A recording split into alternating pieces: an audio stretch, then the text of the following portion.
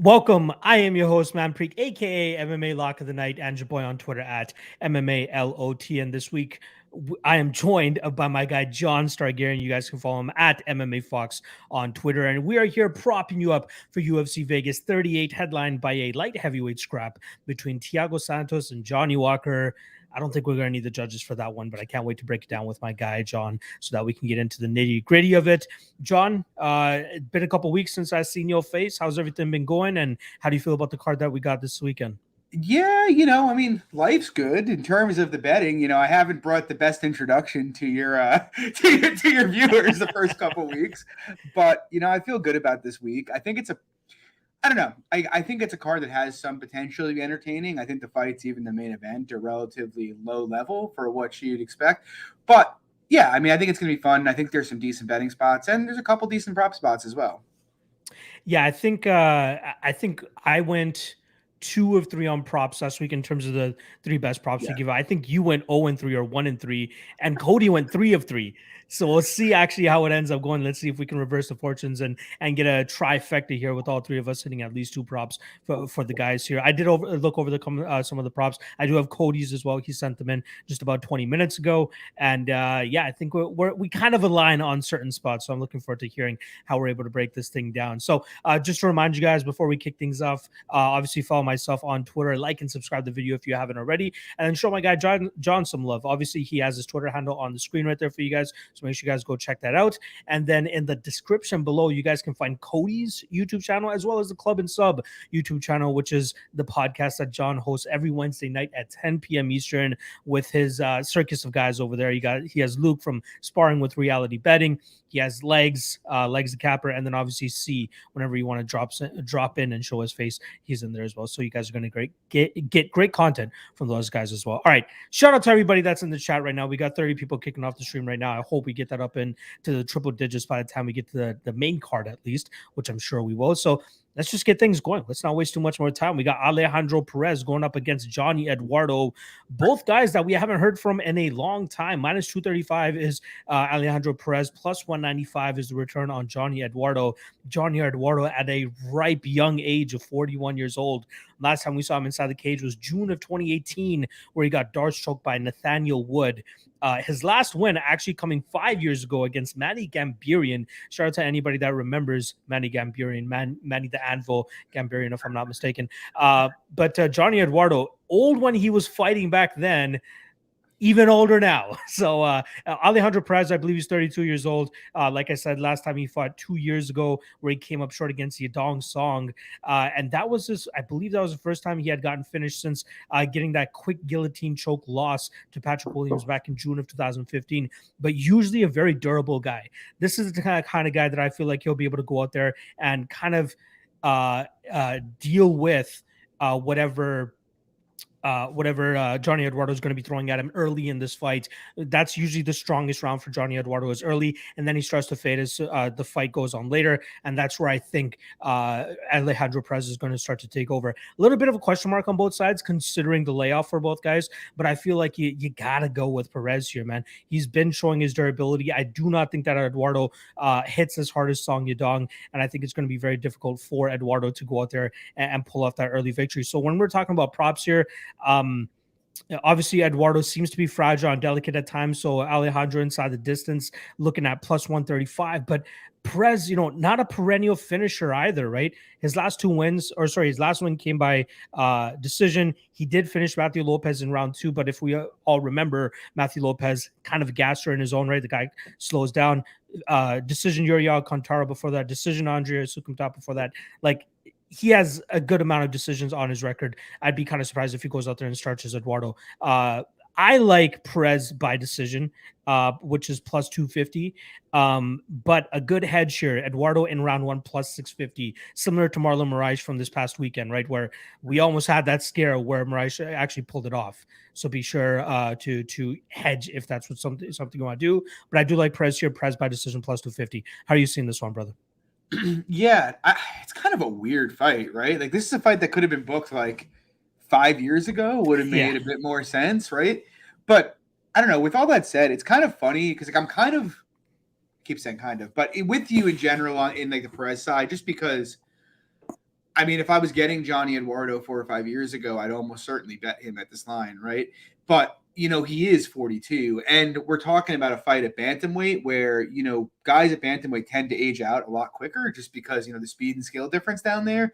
And so just on that alone, I'd probably have to favor Perez in this spot. And in terms of the fight itself, look, I mean, it's kind of funny because Eduardo did get finished by Nathaniel Wood, but I actually thought he looked pretty good in that fight before the finish, to be completely honest. And so, like, I kind of think he could, if he's not totally shot, I kind of think he could compete with Perez on the feet here, especially because Perez just has that really low volume tendency and can just let guys get ahead of him on minutes.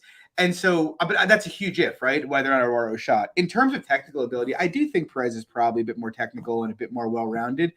I don't expect him to come out and dive on legs, but I imagine he has a slight grappling edge here as well if he wanted to go to it. I don't have a strong opinion. I guess my opinion is really that Perez should win this fight unless, he's just done as well. But 10-year age gap, Perez is 2 years away from 30. Eduardo is 12 years away from 30, right? In terms of the prop side of things, it's kind of weird. Did you know this is favored to end inside the distance? Yeah, I think it's more so the fragility of Eduardo over his last couple losses that people are looking at a little bit too hard. And I think that might be an overcorrection here, especially with a guy like Perez, who, again, not a perennial finisher, right? Yeah. I mean, well, that's what I'm saying. Like, even at Perez's absolute peak, he can hit a bit, but he's not a guy who's going to throw like crazy volume at you. And he's not, I don't think, a massive one punch KO threat. And so I'm just looking at that and thinking, if I had to play something here, give me like the over 2.5, like plus 125, right? I mean, I'm kind of, bantamweights don't hit super hard for the most part as it is. And here you have, I think Perez is off a 3-year break and Eduardo is at like 4 years or something like that. But neither guy has fought recently. So it's pretty easy to imagine them kind of struggling to get into it early and you just kind of get a low volume affair. Yeah, I mean, I like the over a lot here. If you want to go Perez by decision, I think that's fine as well. But yeah, I think I'd be trying to just kind of fade the consensus and just be putting money behind this goes the distance. Yeah, I'm kind of glad that they are matching up guys that are coming off of lengthy layoffs here, just so we can kind of throw out that narrative of like ring rust for either of these guys, because both of them are gonna have ring rust. But yeah, very much looking forward to seeing what Johnny Eduardo looks like as well. 41 years old, the guy used to be a banshee. And see if he can still keep it up here. All right, let's keep the train moving along. We got Shanna Young going up against Stephanie Egger. In terms of odds, we're looking at minus 130 for Egger and plus 110 for Shanna Young. Now, Egger actually opened up as the dog, got up to plus 105, and then the money started coming in on her. Shanna Young made her UFC debut on short notice against Macy Chiasson, down a weight class, up a weight class, I should say. And now she's still going into this up a weight class. She's going at it again at bantamweight. If you look at her record historically, at least as recently before the UFC, she was a 125. So I'm interested to see why she decided to go up to 135 pounds here against Stephanie Egger. Egger, famously known as the judoka, I believe she competed against Ronda Rousey, if I'm not mistaken, maybe beat her if I'm not wrong. But she was up there, very highly acclaimed, and then comes into the UFC and loses to Tracy Cortez, which stylistically a little bit of a difficult matchup for her there. Here, though, from memory, if it serves me right, and John, I'm actually going to let you carry the majority of this breakdown here. Shanna Young got absolutely out-muscled by Macy Chiasson in her last fight, and I feel like Stephanie Egger, a much more refined grappler and a much better judoka, should be able to get this fight to the ground with Shanna Young relatively easily and then get her jiu-jitsu game going. I've seen a couple Stephanie Egger submission props out there that people have been throwing out, and I gotta say I kind of like it just off the top here, plus 500, plus 600 for Egger by submission. I don't think Shanna Young really is the best, or again, not even that good, to be honest. I don't even want to say the best, not even that good. And I think that this is a prime spot for Egger to pick up her first one inside the UFC. How do you feel about this matchup? Oh, sorry. In terms of props, like I said, Egger by submission is probably what I'd go with. But even Egger money line minus 130 is not too bad of a line if if I truly believe what Egger is what she is. How do you feel about this fight? Yeah, I actually bet Egger at minus 105 here. I'm not like passionate about it. I kind of think neither Young nor Edgar is probably UFC caliber, to be honest. What I will say is, I mean, each of them brings one thing that's decent to the table. Like on the Young side of things, she will bite the mouthpiece and throw in the pocket. She is not afraid to throw down, and she will put out really serious volume. You saw it against Macy. Macy was touching her up, but she was not backing down from that fight and just kept coming at her. And so I give her credit for that. And then on the Edgar side, like, I don't really rate anything about Edgar's stand-up at all. I think it's absolutely terrible.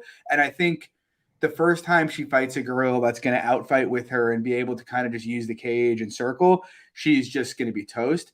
But she does, if she can get her hands on you, she does have an okay like trip game and judo game, and in top position she's quite aggressive and pretty good at locking down position. And so that's kind of where the rubber meets the road here, because if you tell me it's going to be a 15-minute stand-up fight, for me that's going to be Shanna Young all day. The problem for me is I kind of touched on the outfighting aspect of it, and Shanna Young, I haven't really seen any ability for her to outfight and just kind of play the stick and move game. It's really more just kind of go into the pocket, bite the mouthpiece, and throw. And so look, I mean, if Edgar obliges her that fight, sure, she can win this fight at a pretty good clip. I don't think Edgar's going to do that, though. And I have seen Shanna Young now 4 or 5 separate fights get either choked out or have her back taken and getting badly beaten up on the ground. Pretty much once she gets put into a clinch position or gets put on the mat, her natural instinct is to give her back up right away. Edgar is a somewhat decorated jiu-jitsu practitioner. She's obviously a black belt in judo. She's participated in ADCC. I'm not saying she's an elite submission grappler, but I do know Edgar will look for takedowns, and if she gets her down, will put hooks in, which is pretty much really what I need to see. And so the question really comes down to whether or not Edgar can get her down. And like I said, I just don't really rate Young's footwork at all. And yeah, so it's possible I'm misreading the fight and Edgar is worse than I think she is. That's certainly possible. She's not a great athlete at all. But I do think if Edgar gets her hands around her and gets her on the mat, she's going to put her in really bad positions pretty much every time she gets her down. So I like Edgar on the money line. In terms of props, I like Edgar inside the distance. Submission's not bad, but she will throw some ground and pound, if she gets the back and she gets you flattened out. So I think, plus 300, that's a pretty good price to cover both ends of it there. So yeah, I like Edgar in the spot. I wouldn't hate a stab at the ITD. I like it. Glad that our thoughts kind of match up there. But it all depends on Edgar and her success in terms of implementing the grappling and get this fight to the ground. All right. A fight that I don't expect to hit the ground, but I'm very much looking forward to next is Douglas Silva de Andrade going up against Gaetano Pirrello. In terms of odds, we're looking at minus 245 for, I like to call him the poor man's version of John Lineker, and plus 205 for Gaetano Pirrello. I'm liking me some de Andrade in this spot. Now, Pirrello can be dangerous early in this fight, don't get me wrong, but I feel like his cardio does start to fall off the later fights go. That's something that I noticed pre-Ricky Simone. And then even my biggest gaffe this whole year is not locking up Ricky Simone inside the distance against that guy. I think the only thing I played was Ricky Simone round 1, and then somehow that guy sneaks into round 2, and then Ricky Simone quickly murks him after that. But just taking Simone inside the distance in that spot seemed like a no-brainer. Now in this spot, I still feel as though that Douglas Silva de Andrade could potentially get him out of there a little bit later in this fight. Maybe second or third round, but I don't want to take too much of a chance there. I'd rather I don't mind the juice here on Douglas, man. Again, he's known to be flaky at times, but I feel like this is a perfect stylistic matchup for him to go out there and do what Douglas Silva de Andrade does. I think Pirrello, like I said, will have his moments in the first round, but the longer that this fight goes, man, I think that he's going to be in trouble. And although I started this breakdown off by saying I'd be surprised if this fight hits the ground, I wouldn't be surprised to see Douglas try to drag this fight to the ground and even impose his will a little bit more there. So I like Douglas here. Again, not so keen on a specific method of victory prop, but if you are putting a gun to my head, I will go with Andrade by decision at plus 175. Again, I'm not sure what to expect with Douglas as well, right? It feels like it's been a little bit since we've. I just want to quickly confirm the last time he stepped in the cage here. It was Lerone Murphy, back in January. So he's had about 9 months off. Gaetano, I believe, fought on the same, great fight there as well. And I believe the Gaetano was on the same card there. Yeah, same card that they fought against Ricky Simone. So same amount of time that these guys have had off. I do lean Douglas though, man. Even though he looks like he's 72 years old, the guy's an absolute beast, and he can go out there and put some big hands on his opponents. And I do feel like he'll have the grappling advantage should it get to that extent as well. So, yeah, Douglas Andrade by decision. But again, don't mind the chalk on him at minus 235. How do you feel about this matchup? So usually you and I chat a couple times before we go live in the week. You tell me what your lock of the night is. We talk bets. We haven't really chatted this week. Is Andrade your lock of the night? No, he's not. But okay. I haven't made my lock of the night play yet. Don't make it yet. Let me talk to you about a fight a little later on this card. Okay, hit me, brother. Hit me. I will. I'll tell you when we're there. But I agree with you. I actually kind of think. I guess I'm a little nervous about betting Andrade at the price just because traditionally he hasn't been a very grapple heavy guy, and he is aging a bit. But I do mostly agree with you. Like, I don't really think, unless Pirrello puts him out on the feet, I don't really see a lot of outs for him in this fight and how he wins it. I don't think he can out. Look, I don't want to MMA math it here, but like I am a bit of a fan of Lerone Murphy. I think Lerone Murphy's a pretty damn good striker, and Andrade held his own in that fight on the feet, up at 145 against a much bigger guy in Lerone Murphy. And so I can't really see Pirrello winning minute standing, maybe a KO. And kind of to your point, while Andrade like historically hasn't been a big takedown guy, I wouldn't be shocked if he attempted 2 or 3 here. He's done that before, and Pirello's grappling is so bad. I actually bet Simone by submission against him in that fight, which was a beautiful cash. But yeah, and so I kind of think Andrade wins unless he just gets melted. I think he wins the fight any way he wants.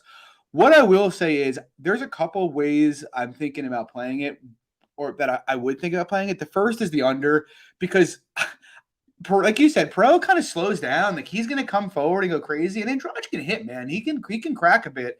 And so I kind of think if it's at the pace Andrade is accustomed to fighting, him putting Pirrello out late is, a very live outcome. And the other way, actually, the line on this is not. Oh, no, it is a good line. I was about to say. I kind of think, like I just told you, I bet Simone by submission at plus 600. I kind of think Andrade by submission at plus 1,400 isn't a bad look. Wow. I know it's not. I'm just saying that's a long shot. Don't go put a bunch of money on it. Yeah. But what I will say is, Pirrello is such a bad defensive grappler on so many levels. Like, he's awful. Like, I know that Brazilian Jiu-Jitsu isn't like Andrade's thing, but I think he's a brown belt, if I'm not mistaken. And if he does get a takedown or two, he might not need much more than that to submit Pirrello here. Again, I'm not saying it's likely, but I do think the line is probably very short here. So I'm saying under, and I'm saying long shot Andrade by submission. I'm kind of surprised by that submission prop, man, or at least the number on it. Plus 1,400 seems a little bit crazy considering the lack of experience and lack of expertise Gaetano actually shows on the ground here. Not to mention 4 out of his 6 losses coming via submission as well. So that's definitely a narrative I wouldn't mind here. And if I'm not mistaken, didn't Andrade take Jan down twice? I'm pretty sure. I just pulled up the statistics here. So Douglas landed a takedown on the Roan, did not land any on Piotr. Okay. Landed 1 on Marlon, landed 2 on Rob Font, landed 1 on Briones, and that's about it. Right. So, I mean, he's going to be able to get takedowns if he wants. That's the, Yeah. It is all about not getting melted in that first round. But with that said, Gaetano Pirrello in round 1 is currently sitting at plus 900. So take that as you may. I don't know. Let me ask you something. Do you think, I kind of get the feeling with Pirrello that, like, I know he has a bunch of early finishes, but that's really him just being hyper aggressive against bums and like Cage Warriors.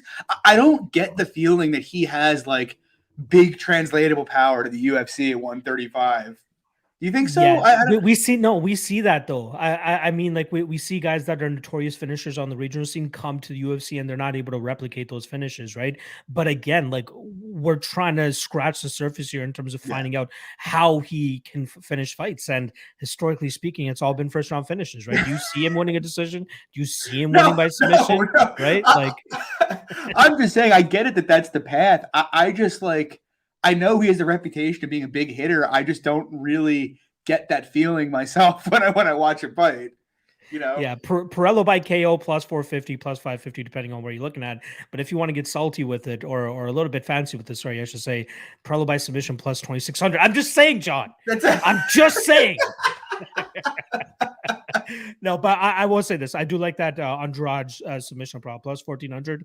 Definitely worth a little bit of a sprinkle here. And again, if he has any inkling of fight IQ here, I feel like he'll drag this to the ground and not even risk trying to get knocked out here by a guy like Pirrello. So yeah, glad we're on the same side here with Andrade, and don't be surprised if you see him as a potential lock of the night play. Again, possibly parlayed with something which I feel like is a lock of the night play no matter what, and we'll get to that once we get to that fight. So let's just keep this train moving along. Next up, we got why won't my page load up here? Here we go. We have Jamie Mullarkey going up against Devontae Smith. In terms of odds, we're currently looking at minus 150 for Devontae and plus 130 for Jamie Mullarkey. Initially, my lean was Devontae Smith when I first skimmed the odds here. Then I'm like, things could get iffy for Devontae the later that this fight goes. I really did underrate Jamie Mullarkey for a long time, but then after his last couple performances, I kind of he could go out there and beat a guy that is seemingly a KO or a bust kind of guy. Now, don't get me wrong, Devontae Smith obviously improving his skill set every single fight out, and he's still a little bit of a prospect, right? He can still be molded into a finished product, so we might be able to see a better version of it this time around. But if Jamie Mullarkey's durability could hold up here, he could cause Devontae Smith some issues, right? We know he has big power in his hands, like he knocked out Worthy last time around, and we know Devontae Smith possible chin issue. Like if he gets caught as well, he could possibly get put down, just like he did against the guy that Jamie Mullarkey just murked, Worthy. But a lot of people like to look at that Ferris Ziem fight for Jamie Mullarkey, but that's very unfair to do, especially when you're talking about this specific fight. Are you going to see Devontae Smith on his bicycle, jabbing from the outside and maintaining his distance? No, the guy's going to do a decent work with, or do a decent job with leg kicks, good, decent combinations. Obviously wants to unload that power so that he can get the job done as early as possible. But I feel like he might struggle if he's not able to get the guy out of there early here, right? Justin James, you guys already know how I feel about Justin James. I actually bet Justin James plus 600 round one against Devontae Smith just for the fuck of it, just to see what would happen. And obviously it didn't work out for us there. But I'm kind of leaning Jamie Mullarkey here, man. Jamie Mullarkey by decision is obviously the way I would go here. I'm not completely ruling out Mullarkey KO, which currently sits at plus 380, but Smith by decision Mullarkey by decision plus 380. Talk to me. How do you feel about this matchup? I do like Mullarkey. Okay. I have not bet it yet. I am thinking of betting it. Unfortunately, the money was moving towards Smith, and I thought it would keep going that way, but it looks like it seems to have leveled off a bit. It's kind of interesting because I had pretty much the exact same thoughts as you. You know, Bet Online puts out the odds usually a couple weeks before. Yeah. And that was one of the fights I looked at, and I was like, fuck. Devontae Smith minus 140 against Jamie Mullarkey. Jamie Mullarkey's a punching bag. Smith looked good in his last fight. And I was almost sure I was going to play it. Word for word, bro. Word for word in my head. Continue. Sorry. And then I rewatched. So the first thing I did, I taped this over 2 separate sessions. I sat down at 11 at night. And I was like, all right, I'm probably going to bet Smith, but let me just tape this and make sure. I put on the first fight I rewatched, the James fight, and I was just like, well, I'm definitely not betting Smith. I'll put this to that. I'll get back to this tomorrow. Put the computer away. But yeah, going through it, he didn't look as good against James as I had recalled, to be completely honest. He looked fine, but he's much bigger than James is. He's much faster than James is. And in fairness, he's going to be much faster than Jamie Mullarkey is. But when I watch Smith, all I think in my head is this is a guy who's made not many tangible improvements since his regional time. You know, he pretty much is a huge hitter who's very fast, and that's kind of it. You know, I haven't really seen whether or not he's improved his grappling. The last extended grappling footage we have of him was him getting dominated by John Gunther, right? Now, that was 5 years ago. He could have gotten better. I don't really know if he did or not, and he's at a good gym, so maybe. But even striking, I'll tell you, when guys have gotten inside on him, he doesn't have much defense. You know, we saw Kama put him out. We saw James hurt him bad in that fight. And so, yeah, I have concerns about Smith. And with Mullarkey, look, I get why people don't like Jamie Mullarkey. You know, he's not very athletic. He's very easy to hit. But like I think you have to contextualize, his career to date a little bit. Like you go look at his losses. He got KO'd regionally by Alexander Volkanovski. Fights Brad Riddell in his first fight in the UFC. And I think a lot of people came away from that with the takeaway, oh my God, Jamie Mullarkey's really bad, instead of, Brad Riddell's actually really fucking good. And look, he obviously beat the shit out of Mullarkey, but Mullarkey kept coming at him for 15 minutes there. He actually hurt Riddell in that fight. And then in his next fight with Ziam, I actually think Ziam's pretty good for Ziam, and that was a really, really close fight. And then obviously he went out there and knocked out Kama in his last fight. In terms of this matchup, look, Smith has a big speed advantage. He probably has a big power advantage. But what I do know is I think there's more layers to Mullarkey's game than there is to Smith's. Smith may be the better pure striker if these guys are going to hang outside at range for 15 minutes and strike. But I know when I bet Jamie Mullarkey, I can rely on him to bite the mouthpiece and go forward. He is going to put out output the whole time. He's going to make Smith work, and he's going to attempt a ton of takedowns. So with that in mind, I'm kind of with you. I think Smith's a bit fragile, to be honest. I really didn't like how he's reacted to shots his last couple of fights. And, the truth of the matter is, if you look at Smith's career, it's mostly KO ones, even when he got KO'd, and then the James fight. And so we haven't seen it play out much, but I haven't liked how he's reacted to shots. Mullarkey can crack a bit. And look, it's possible Smith improved his defensive grappling, but if he hasn't, he's going to get finished on the bottom here. That's my own opinion anyway. And so I kind of like the under plus 110 to under 2.5, because it does cover the Smith KO, which obviously is live and usually happens pretty early. I also, if you want to get a bit spicier, Mullarkey inside the distance at plus 280. I don't hate it. So that's kind of my view on this fight. I like Mullarkey on the money line. I like the Mullarkey ITD. I like the under. I gotta say, I thought the line would have been wider. I really thought that we would get like Devontae Smith maybe minus 200 or something, given the perception that we have of him. It looks like he opened up around minus 135, got all the way down to minus 165, and then back up to the minus 140ish, minus 150 range. So we're not the only ones. Minus 250 against Julian Rosa and minus 1,000 against Kama Worthy. Yeah, exactly. It's crazy, but No, absolutely, I agree with you. Shout out to Uncle Weezy here, saying if Jamie doesn't dirty this fight up, initiate the clinch and attempt a ton of takedowns, he's going to get slept. It could have happened. It could absolutely happen as well. All right. If Jamie doesn't do what he does every fight and needs to do to win, he's going to lose. I agree with that. It's always good when we have visual evidence of a fighter implementing the game plan that we want him to. Yes. So perfect. All right. Let's move this thing along. Possibly talking about vote for the last time here. We got Correia going up against Karol Rosa, minus 600 on Karol Rosa and plus 450 his return on Correia. I'm big on Karol Rosa, to be honest. I think she has a lot of skills that are going to be able to translate into something. The more that she competes, the more experience that she gets under her belt. I do think that she'll be able to enter at least that top 10 to maybe top 7 range, and then really start to face a ton of adversity there.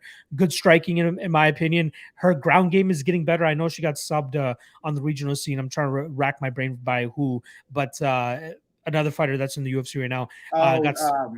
Who she got subbed by? Yeah, a fighter that you chick over the chick who keeps losing to Kayla Harrison in PFL. Who missed weight in the last fight? Larissa Pacheco, guillotined her. Correct. No, it was Melissa Gatto, actually, the one. You're right. Melissa Gatto actually commored her as well. But Gatto looking very intriguing, obviously, after her UFC debut as well. But with that said, great striking. I believe she's a black belt in jiu-jitsu now. Yeah.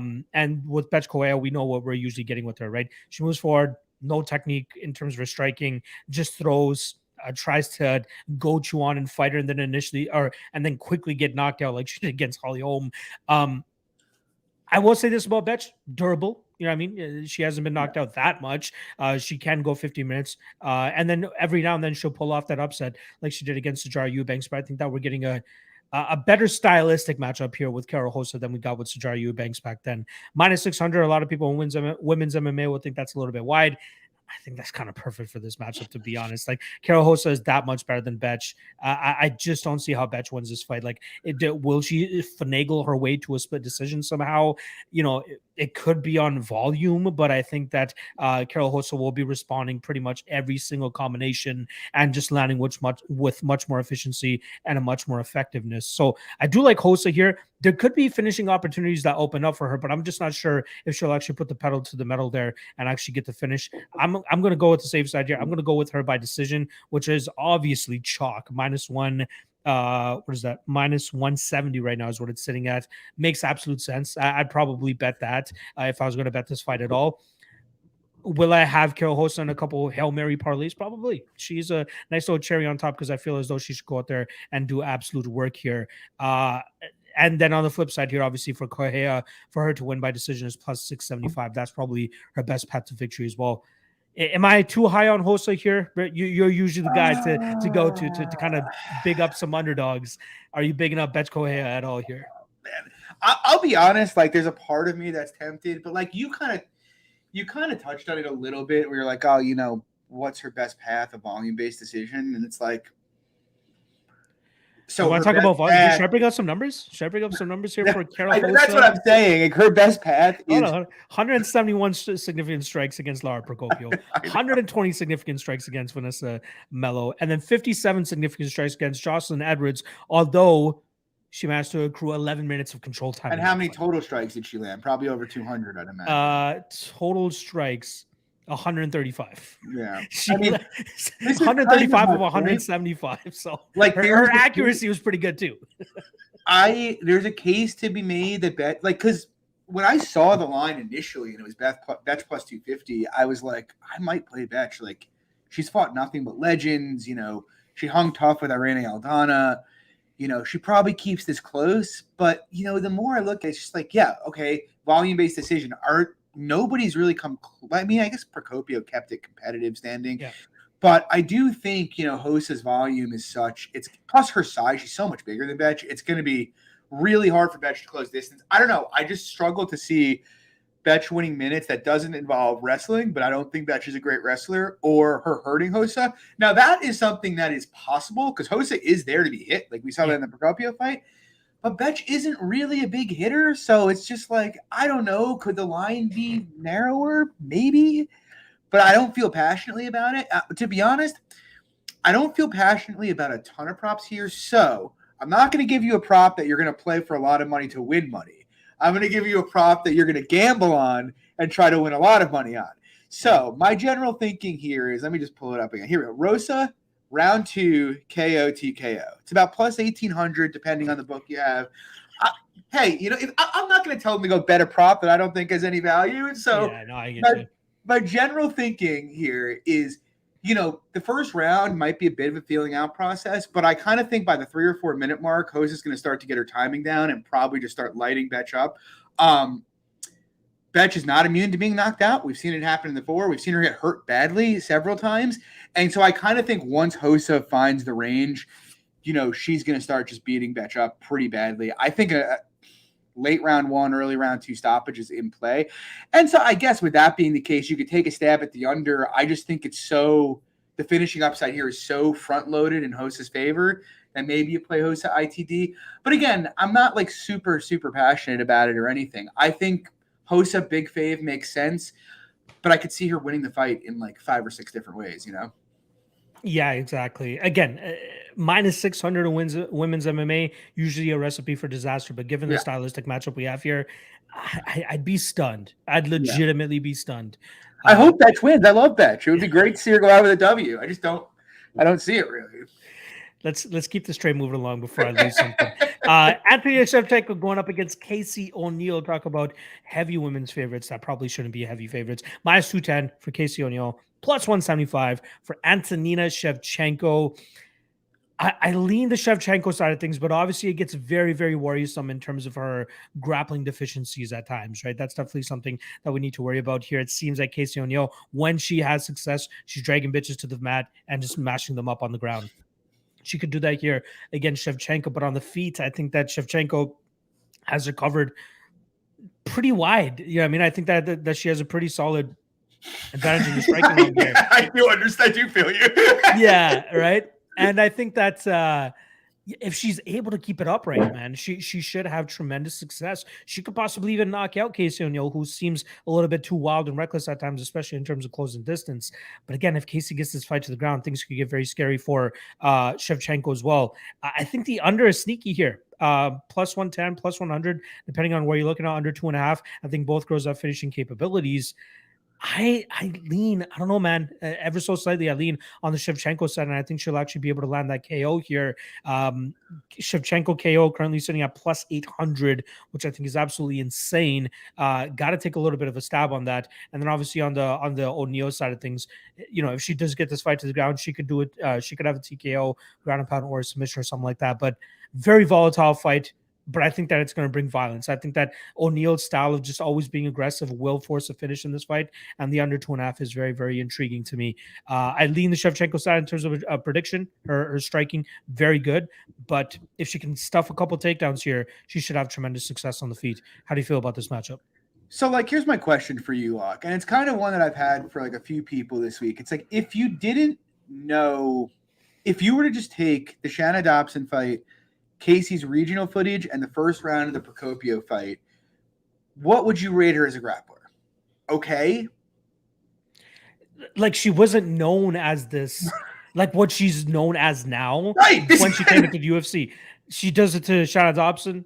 Yeah, I mean, she does it to Procopio, whatever. Now she's Khabib all of a sudden. She got reversed and mounted by Shanna Dobson in round one of that fight. This is you get what I'm saying? Yeah. I appreciate Casey O'Neal's willingness to be very aggressive.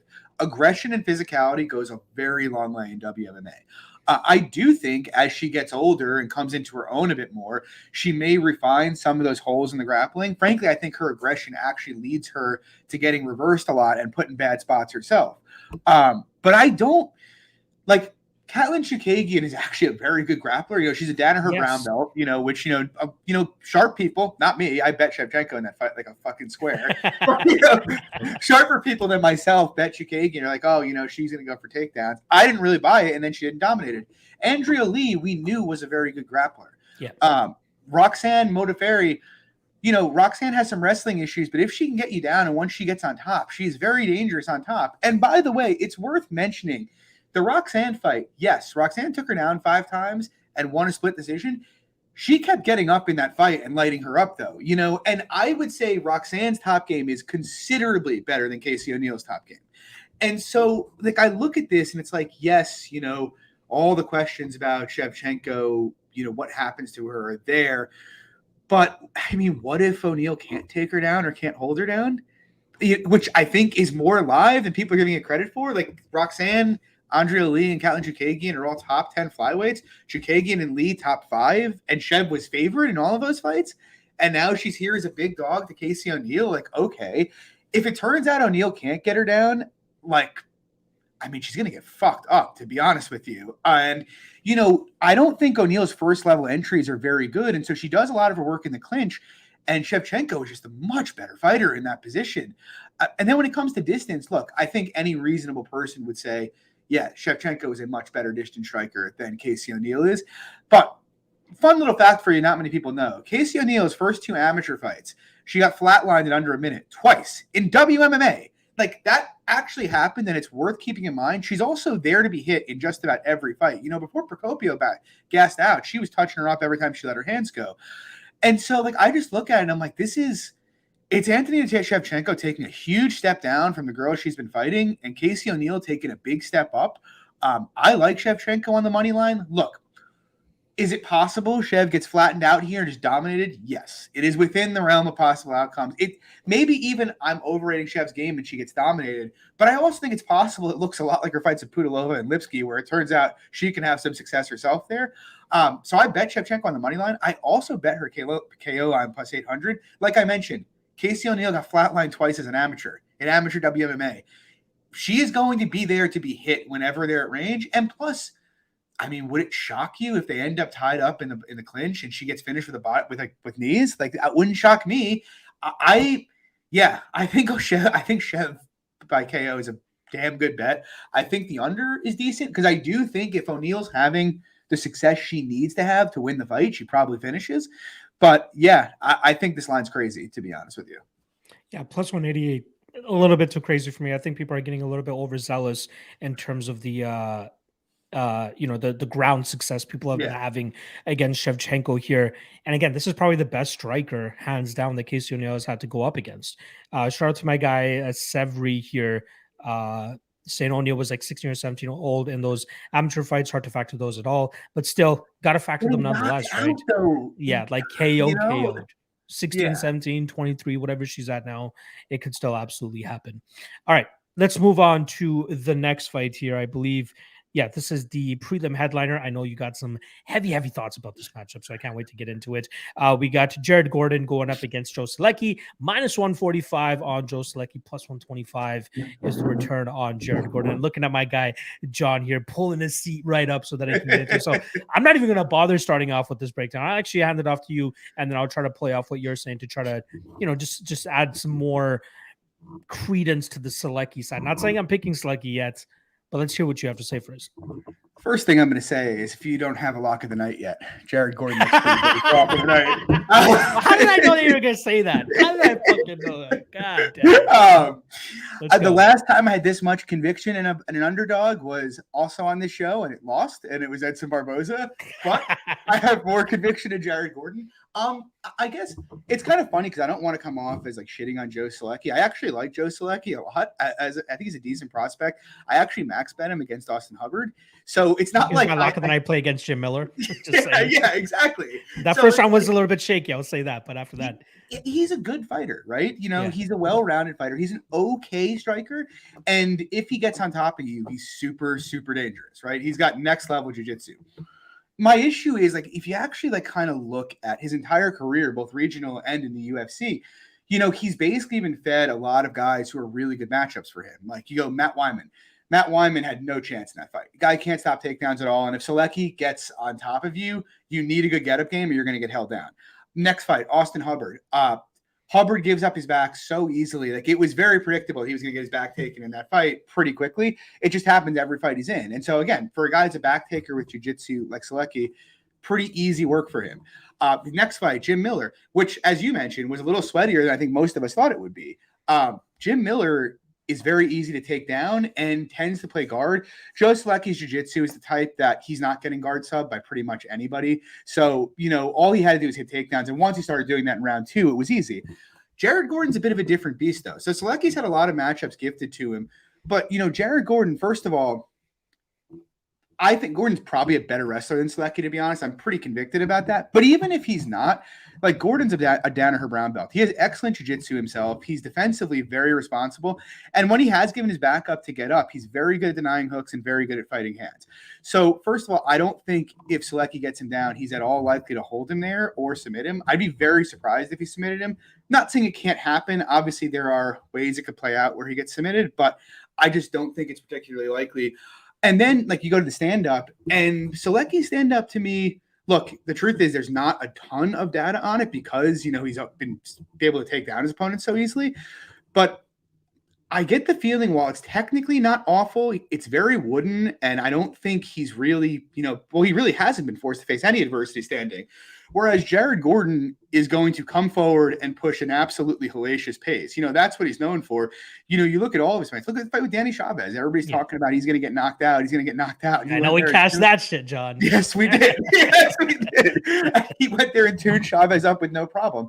And I would say Danny Chavez is probably a better striker than Joe Solecki, to be honest. And so on the feet, I think it's a big edge for Gordon. Look, yeah, he's been flatlined a couple times, but let's actually contextualize that. I keep hearing he's chinny. He got knocked out by Charles Oliveira. Yeah, one of the most dangerous finishers in the UFC. Broke his orbital, I think, in that too. Yeah, he did. Got knocked out by CDF when CDF was on all the roids before his suspension, And then the Joaquim Silva fight, he's up 2-0. If you recall, he gets put in a submission attempt at the end of round 3, basically shreds his knee, and he's basically on one leg in round 3, just trading bombs in the center. And so I'm not really ready to say he's chinny, to be honest. He took the shots from Chavez with no problem at all. And I don't see much to suggest Solecki being a big hitter. And so I think it's very favorable for Gordon standing. And then the last bit of it is, if you look at round 1 of that Jim Miller fight, Solecki got put on his back and he did this typical jiu-jitsu guy thing and he tried to play guard and he ended up getting held down. Jared Gordon is not going to be afraid of Solecki's guard. He's not afraid of anybody's guard. He's going to look for takedowns. And if he gets them and Solecki does that, he's not going to get sub from bottom either, like Solecki, and he will throw big ground and pound. And so I kind of think, look, not there isn't grappling upside on Solecki's side, but I think if one guy is likely to get 6-7 minutes of top time here, it's far more likely to be Jared Gordon. And, at the end of the day, Gordon's fought way better competition. So I really think Gordon should be a pretty decent sized favorite here, if I'm being honest, not an underdog. And so I bet him big. I have 4 units on him on the money line. In terms of his props, I would say plus 250, Jared Gordon by decision. I don't think Gordon's a huge hitter, even though he is willing to throw. And I'm pretty confident that Solecki's not getting finished on the mat if it gets put there, even if he gets held down. He's not getting subbed, and a ground and pound finish would be pretty surprising to me. So I kind of think decision is probably 70 to 80% of Gordon's win equity. And yeah, I mean, I love Gordon in the spot. Now, I'm not going to go as far as saying that I feel like he should be that big of a favorite. Like you said, 65. I think you said 70% as well. I think that, yeah, I'm pretty big on Joe Solecki myself, which is why obviously I lock of the night did him against Jim Miller the last time around. But there were spots in that fight where I was just like clenching my butt cheeks, like, fuck, man, like, come on, why are you playing guard as much? It's going to be tough to submit a guy like Jim Miller off of your back. Let's work to get back to his feet. And he did none of that. He got held down for the majority of that first round, and then it was him having the success. But we know Jim Miller does tend to slow down the later fights go, and Joe Solecki was able to take advantage of that. Who's not going to be slowing down though? Jared Gordon. Jared Gordon's going to continue to move forward. Jared Gordon's going to break you, if anything. And I do agree with you that I feel like he will be safe on the ground if this fight does hit the mat. And I wouldn't be surprised to see him try to replicate what Jim Miller was successful in doing in that first round. Get the fight to the ground, get some ground and pound going, make this guy work, stay out of any crazy submissions, which I think he'll be able to do. Maybe try to pass, get into half guard or even side control and just do some more work from there. But I don't think he's going to put himself into these risky situations to potentially get tapped by a guy like Joe Solecki. In the stand-up realm, Solecki could still use a little bit of work.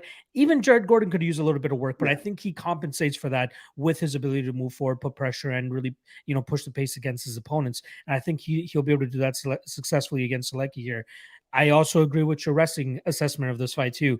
It could be even, but I would actually rate it a little bit more to the Jared Gordon side of things as well. That's where I think that Solecki will have trouble the deeper he goes into his career, is if he can't really get a better wrestling game going. It's going to be hard for him to get that, that jiu-jitsu game going, which is, again, I think one of the best in the UFC, like probably top 10 to top 15 jiu-jitsu in the UFC. I think Joe Solecki, pure jiu-jitsu, Joe Solecki is definitely up there. But in terms of getting the fight to that realm is just a completely different a thing. I like Gordon as the dog here, to be honest. I really do. Plus 125 is not too bad of a line in my opinion. It should be closer to a pick'em. Lock of the night, though? Nah. I feel like there's safer spots, to be honest. 5 units. 5 units. For me personally, a lock of the night play is something that I need to feel almost no resistance in, almost no. There won't be much resistance there, man. You could be right. I may end up cashing him as the dog of the night play. Don't get me wrong, but I feel like there's two other spots that I feel quite confident in. Again, I don't mind paying the chalk, but I don't mind parlaying either to get a better line for myself as well. But yes, I do agree with you, Jared Gordon by decision. That's probably the way that I would lean as well. Again, I don't see Gordon overextending himself too much, looking to get a finish or putting on a crazy statement here, but he should be able to put on a statement decision victory. Let's put it that way. Jared Gordon by decision plus 220. Give me some of that. All right, let's move on to the main card here. And as always, taking this time to remind you guys, make sure you guys hit that like, hit that subscribe. We're pretty much just at the 100 viewer mark. So shout out to you guys in there. Follow John on Twitter, obviously at MMA Fox. You can see his Twitter handle on the screen there. And then obviously give his podcast, the Club and Sub podcast, some love by going into the description of this video and going over to their channel and hitting the subscribe with them. You guys can find them every Wednesday evening, 10 p.m. Eastern. Drop in that heat for you guys, just as you guys are hearing from John here. Trust me, his other guys, they got some heat as well. Trust me, very solid guys over there. All right, let's move on here. First fight of the main card, Alexander Hernandez versus Mike Breeden. And before we went live, I came clean to John here. This is the only fight that I haven't completely got into, given the short notice nature of Mike Breeden. So I'm going to let John actually take over for this breakdown here. In terms of odds, we are looking at minus 550, obviously the heavy chalk on Alexander Hernandez, plus 425 for the Glory MMA and Fitness trained, James Krause led Mike Breeden, James Krause on his way to Vegas right now. I'm probably already there to corner Mike Breeden here, so take what you want from that. But John, let me know how you feel about this matchup. It's funny you said that because I was chatting with C and Luke earlier, and I was like, if I was really afraid, I'm more afraid. If I was betting Alex Hernandez, I'm more afraid of James Krause than I am Mike Breeden here. And not to shit on him, to be honest, Mike Breeden's a decent fighter. Like, he's a decent striker, he's a decent grappler. I guess how I'd classify him is he's probably compared to like for a regional guy, he's like a B plus A minus across the board. For a UFC fighter, it's really closer to like a C minus C across the board. Like, he has the tools to maybe win fights in the right matchups, but he's going to be athletically outclassed against most guys in this division. He's going to be at a speed disadvantage against most guys in this division. Look, he keeps a decent pace. Like I said, he can hang in the grappling a bit, but to be honest, if there wasn't a late notice cancellation, he wouldn't be fighting here. He's a contenders level guy. That's what he is. And he did fight on contenders and lost, I believe. And so, look, I don't hate Mike Breeden. Good for him getting the shot. On the other side, you have Alex Hernandez, who I still haven't really forgiven him for losing to Thiago Moises a couple months back. Me neither. I will say this. I kind of got publicly shamed because I put out a tweet saying, how does Thiago Moises win this fight? And then shout out to my guy, MMA by the numbers, whatever his name is. He puts it in his article. He goes, I saw a tweet where somebody's like, how does Thiago Moises win this fight? Oh, no. And he goes on to win that fight. And somebody pointed it out to me, like, yeah, I'll absolutely take ownership of that tweet, because pre-fight, I didn't expect Thiago Moises to have as much striking success as he did. But that just goes to show people can improve on a fight-to-fight basis. Continue, sorry. Yeah, I had a big bet on Hernandez against Moises, and that was really like nauseating to watch, to be honest, especially because I've always kind of been on the Hernandez is really, really good. He just needed to come to the UFC a little later and develop more. And I think I'm mostly kind of still of that frame of mind. He has somewhat suspect cardio, but he's a great athlete. He's really fast. He hits hard. He's a pretty well-rounded grappler.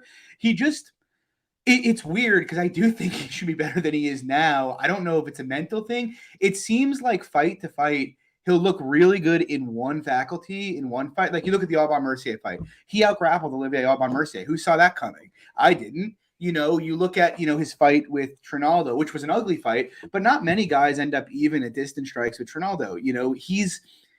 He just never can seem to put it all together at once. I remember thinking about the Moises fight. I'm like, man, Fernandez needs to. He can probably go to the wrestling here. Moises is pretty easy to take down and hold down. He just decided to kind of outfight and lose. But in terms of this fight, I don't really see a whole lot of places that Breeden can trouble him. I think the speed gap is huge. The athleticism gap is huge.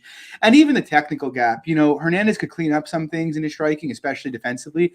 But again, I just don't really see the tools or the athleticism for Breeden to take advantage of that.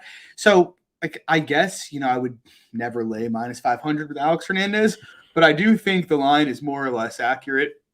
I do kind of like the KO prop, to be honest. It kind of reminds me to a degree of the Gritzmacher fight where Hernandez put him out early. Hernandez, when he can get off, he hits really hard, and he is a pretty precise striker. And I do sort of think he's going to be, like I said, he's going to be able to do whatever he wants. And as such, I kind of think a Hernandez KO is probably a 55-60% outcome, and we're currently getting plus 140, plus 150, depending on the book. So, I like the Hernandez KO. I wouldn't recommend parlaying Hernandez at minus 500 just because it's never fun losing money on an Alex Hernandez fight because it's usually excruciating. But yeah, Hernandez should win this fight pretty easily. I will say this. I only put 2 units on him that night where you maxed him against Thiago Moises. But last thing I'll actually add about this one, the camp narrative, right? I believe this is going to be his 3rd full training camp now over there at Factory X. Devontae Smith is obviously somebody who's fighting earlier on the card, training at a Factory X as well. So if anybody wants to keep that in mind, that's definitely. I don't want to say anything too bad, but do you have friends at Factory X other than do you think I'm tied to everybody now? Well, I know you got James and Eddie John.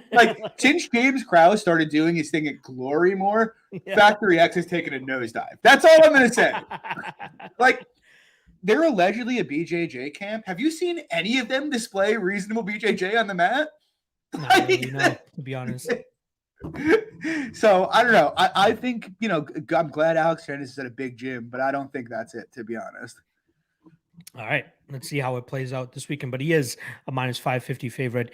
All right, let's move on to the next fight here. A fight that we're actually supposed to get back in July. We got Aspen Ladd going off as a minus 275 favorite. She's going up against Macy Chiasson, who's plus 235. Now, the intriguing Lock thing of the is, night. the intriguing thing here is I had my graphics already done for this fight back in July, and I noticed that Aspen Ladd was only a minus 190 favorite back then. And that was only 3 or 4 days before the fight was actually supposed to happen. Then Macy Chiasson pulls out. And now all of a sudden, Aspen Ladd's all the way up to minus 275. Like, there must be something going on behind the scenes where they're just like, Chiasson should not be fighting this quickly after, that last one. That last one kind of shit in the bed the way that it did. I will say this. I feel like Aspen Ladd has the advantages in grappling here. I think she's the better fighter. Striking, you could possibly give a slight advantage to Macy Chiasson, but not by a lot. She's still raw. She's still very green, in my opinion. I bet Marion Renault against Macy Chiasson last time around, and I truly thought Renault's strongest round would have been round 3. It ended up being round 1. She won round 1, in my opinion. She was going on to win round 2 until she got clipped and broke her nose at the ending of that second round, and then Macy really took over after that. But I think that we have a much better fighter here in Aspen Ladd to go out there and fade a girl like Macy Chiasson. Excuse me, got something stuck in my throat. It's probably Macy Chiasson kicking me because of going against her right now. But I do like Aspen here, man. I do like the pace and pressure she puts on, drags her opponents to the ground, really establishes that top control and really starts to rain it down.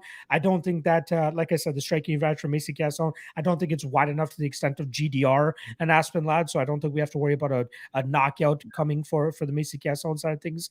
And then, like I said, I think that Macy Chiasson has a little bit of a gas tank issue, as we saw in the Shanna Young fight, a fight that she went out there and completely tried to out-muscle her opponent, like out-muscling compared to actually out-techniquing her opponent. She started to slow down the later the fight went. But luckily for her, she was a much bigger opponent there, a much stronger opponent, and she was able to get away with it. Here, she's not going to, man. Aspen Ladd is going to make it very tough for Macy Chiasson to do what she does. And I think Ladd will land takedowns. And I wouldn't be surprised with Ladd going ape shit like she did in a couple of her past fights and getting a ground and pound stoppage the later that this fight goes. I do like Ladd here. The only thing that kind of turns me off, she's been off for a while. And during that time, she had reconstructed ACL surgery or a knee surgery, like completely new knee. Let's just put it that way. That's the only thing that's kind of giving me a slight bit of pause in terms of going all in on Aspen Ladd in the spot. But this should be a comfortable spot for her to go out there and show Macy Chiasson there's levels to the shit, as Corey Anderson would say. How do you feel about this matchup? Yeah, I mean, it nauseates me a bit, but I drank the juice here on Aspen Ladd. I'm on her at minus 200.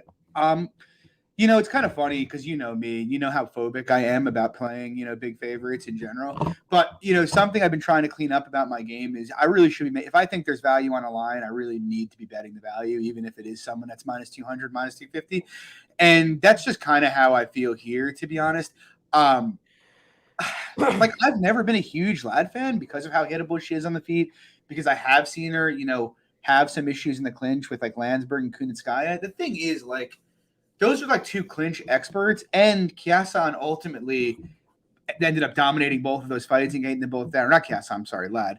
But just looking at this fight, you and I touched on this a couple of weeks ago. Grappling is one of the most low variance arts that there is in MMA.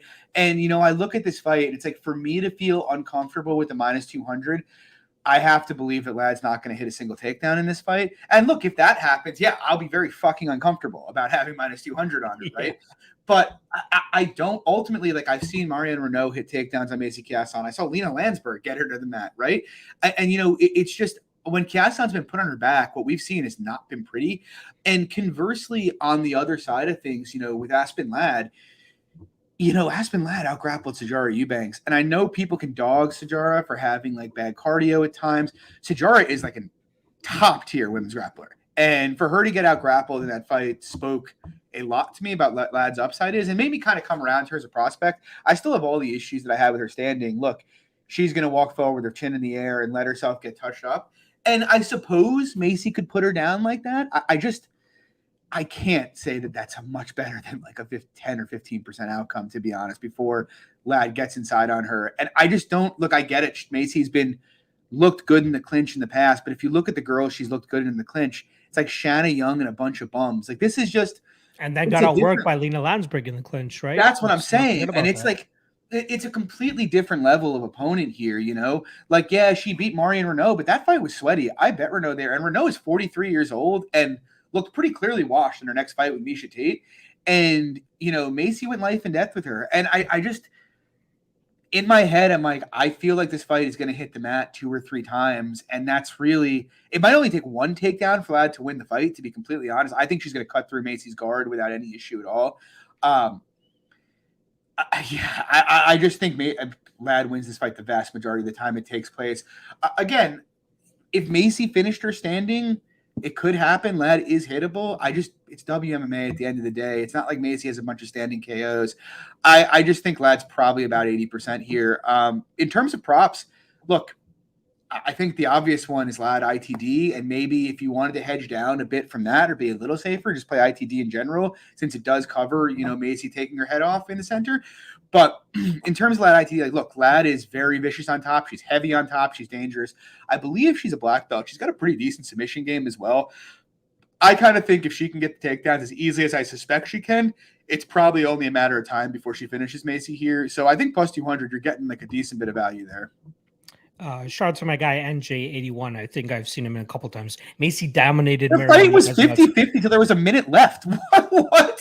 I literally just brought up the MMA decisions here. Marion won round 1 on all 3 judges. So that right away takes out dominated. You don't dominate a fight by losing a round. And Marion was winning that second round until she got her nose broken.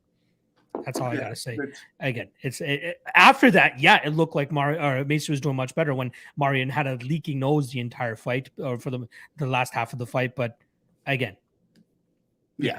All right, let's move on. We don't need to focus on that here. Next up, we got Misha Cirkunov making his 185-pound debut, going up against Krzysztof Jotko. We got minus 150 for Jotko, plus 130 is return on Misha Cirkunov. And initially, I was a little bit skeptical about Cirkunov getting down to 185 pounds, but he's quite stocky, right? I mean, he's a bulky dude. I feel like he could get that 20 pounds off. Excuse me, that 20 pounds off with not much issue. And then if we have him, you know, fully hydrated, ready to go, I feel like he should be the favorite in this spot. I'm not that big on Jotko. The guy's not a crazy knockout puncher. I put together the statistics here in terms of Jotko's ability to finish fights. Let me just pull that up here real quick. Jotko has 6 KO victories on his record, the last of which came 5 years ago against Hamdan McCrory. Before that was back in 2012. 5 of his KO victories came in his first 9 fights. And then after that has not been able to get a finish. One time, like I said, against Hamdan McCrory. In his UFC run, he knocked down Uriah Hall once, and then he knocked down Hamdan McCrory, obviously getting the knockout there. Yeah. Outside of that, never recorded a knockdown in his life.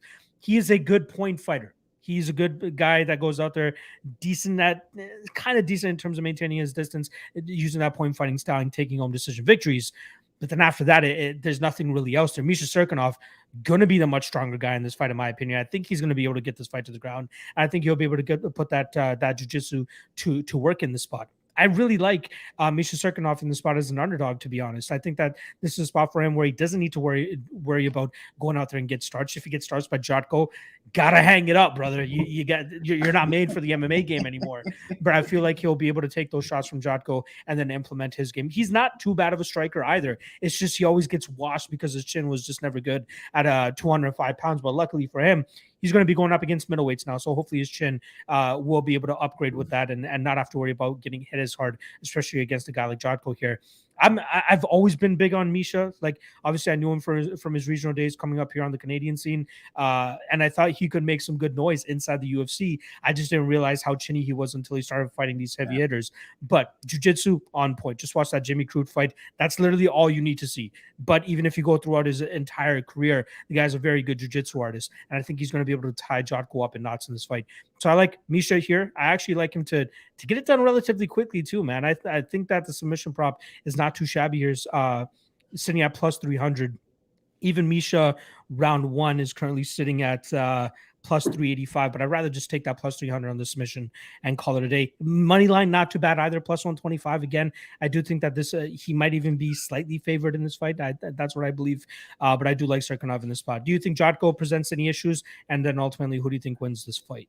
It's like so weird to me that like Misha's going down in weight, to be honest. Like, the guy did not seem like he had like much fat to lose. If I'm being honest, he's built like a fucking brick shithouse. But yeah, I mean, I guess I largely agree with your breakdown. Like it's funny, in our stream last night, someone mentioned Misha's the kind of guy to dominate at Israel Adesanya and get flatlined by Jotko. And I was like, Yeah.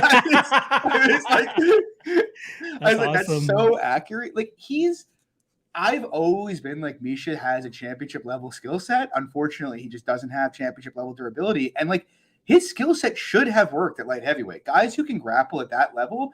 And to be honest, if we're being real, Misha's a pretty good striker as well. The problem is he just really has never been able to take damage. Now, coming down to 185, the question is, does that durability improve or does it get worse? I don't really know what the answer is. I'm hopeful. And again, I said this last night, and I'm not ever the guy that's like, I want to see the weigh-ins. I'm usually like, weigh-ins are largely useless and unpredictable. I do want to see what he looks like on the scales, though, to be honest. Like, is he looking sucked out and dead up there? Or does he look healthy? But I kind of agree. Like, there's no way I can rate Jotko higher than Cirkunov in just about any facet of MMA. Like, I appreciate Jotko's game, I guess. He's a good athlete. He's very, very technical, but he's so low volume. He's so willing to lose like a close decision. Like, you go back, even look at the Strickland fight, and like Strickland won it fairly easily, but also, Jotko never really tried to do anything different. He was kind of just content to let Strickland jab him in the face for 15 minutes. And so, like, I look at this fight and I'm like, man, I shouldn't say I don't see many outs for Jotko, because he's obviously a very skilled fighter. He could knock Misha out, but I sort of do agree with you. Like, when was the last time Krzysztof Jotko hurt somebody standing? It's been a while. We just saw him get controlled in the clinch for 8 minutes by Eric Anders. I'm pretty sure he's not going to do to Misha what he did to Alan Amandovsky. I'm pretty confident in that. And so I guess the ultimate question for me is, how is Misha's chin here? Because if it's fine, I honestly think he's got hindsight minus 200 upside, to be honest. I'm a little less bullish on the finish, just because I could see both guys being pretty hesitant. Jotko, since he started getting knocked out, has become pretty gun shy. And so, like, I could kind of see it go in the distance, to be honest. And I kind of, I mean, it's not actually, that's not a great, no. Oh, no, never mind. Okay. I was like, that plus 200. I kind of like Cirkunov plus 550 by decision, to be honest. Although I don't hate his shot at the sub. Him subbing Krut's a very good grappler. It's a weird fight because, like, there's any number of ways this could go that wouldn't surprise me. A Jotko KO wouldn't shock me. Misha by decision wouldn't shock me. And Misha by sub wouldn't shock me. But I guess if I had to put my money somewhere, it would probably be Misha by decision. I like it. So we're kind of on the same page here with Misha. Yeah.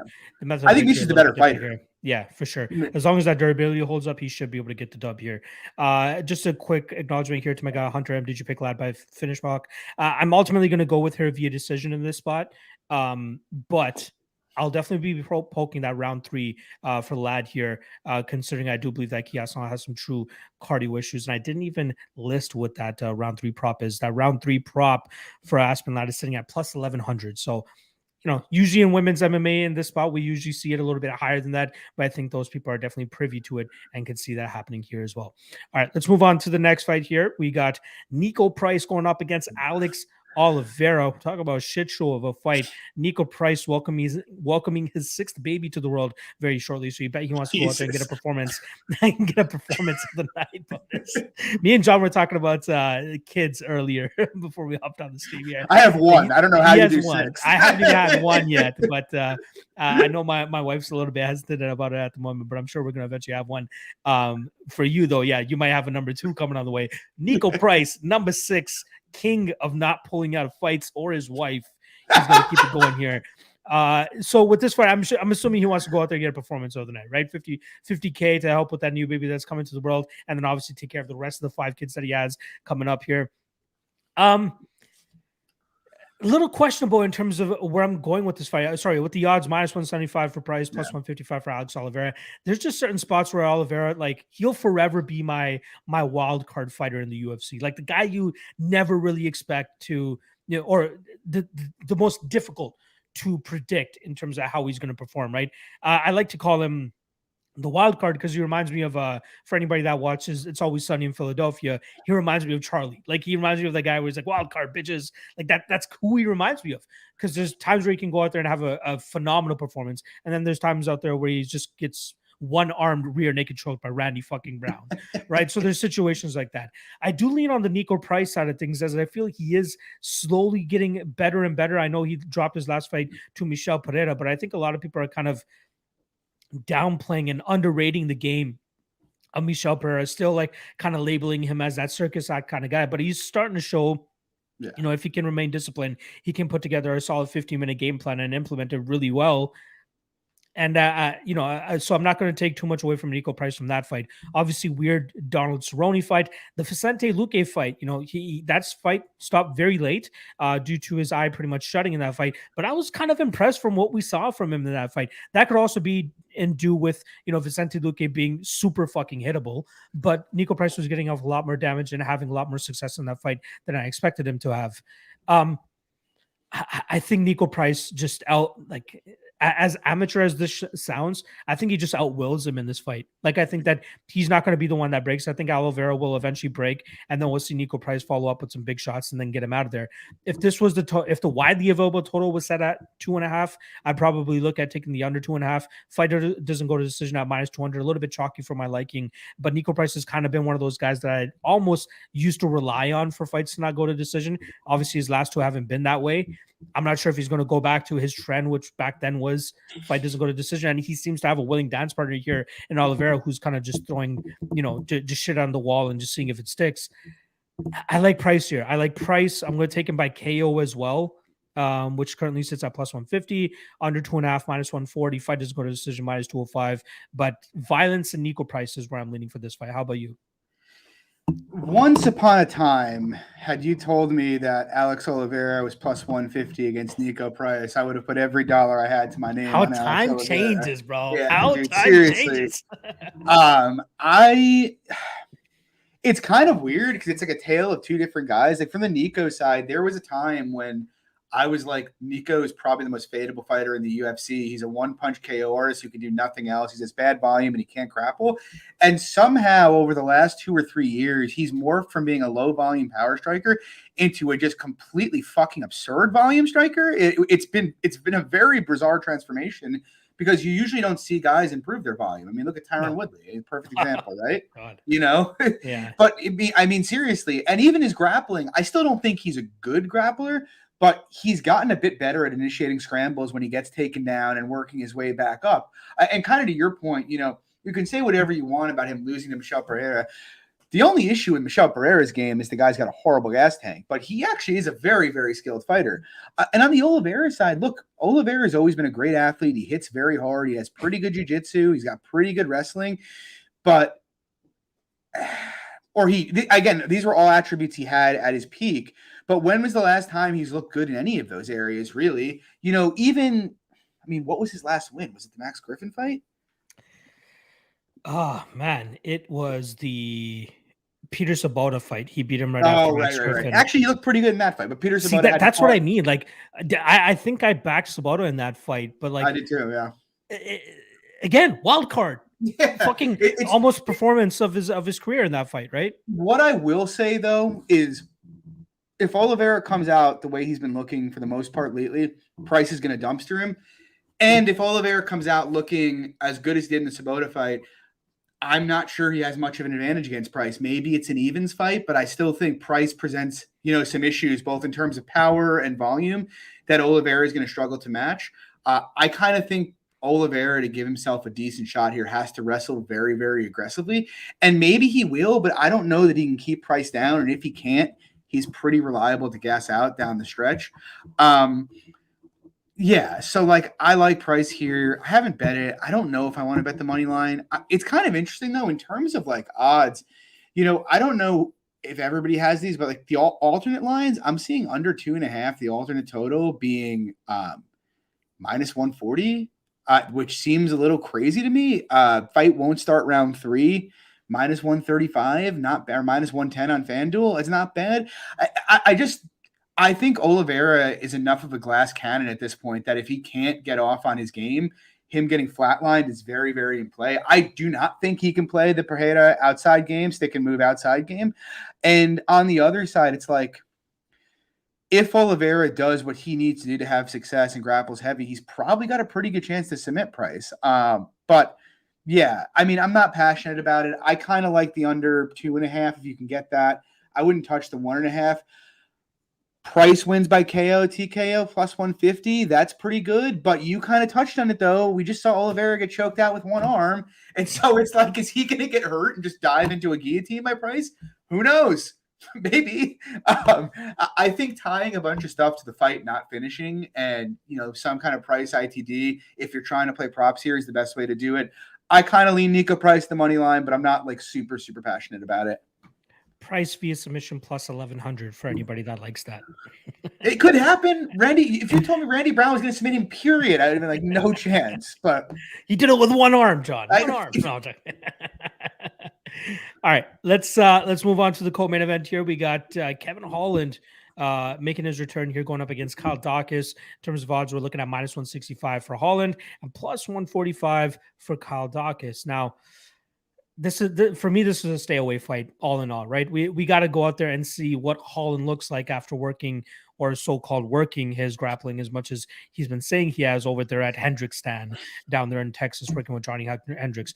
Obviously, Johnny Hendricks with the newer school of fans is a little bit of a joke at this point in time, but people who know him know he was a legitimate competitor when he was a competitor at the top. Say what you want about the steroids and all that type of shit, because that could definitely be an issue there too. But the guy has a decent looking like background. a real GSP fan. Yeah, exactly. Canadian. With that said, like if he can stuff a couple takedowns here against Kyle Daukaus, whose takedowns aren't the greatest, he has the advantage on the feet, right? I know Kyle Daukaus showed some improved striking in his fight against Dustin Stoltzfus, but he's in a completely different realm here with a guy like Kevin Holland. Not saying Kevin Holland's fucking Israel Adesanya on the feet or anything like that, but I feel like he'll do a decent enough job in terms of using that distance, using that range, keeping Daukaus on the outside and kind of just snipering him, similar to what he did against Joaquin Buckley a couple fights ago. It's all pertinent on can he keep the fight standing, because we know Daukaus is going to be shooting for his life to get this fight to the ground. Not in the risk or the threat of potentially getting knocked out by a guy like Kevin Holland, but he will more than likely lose this fight if it stays on the feet for 15 minutes.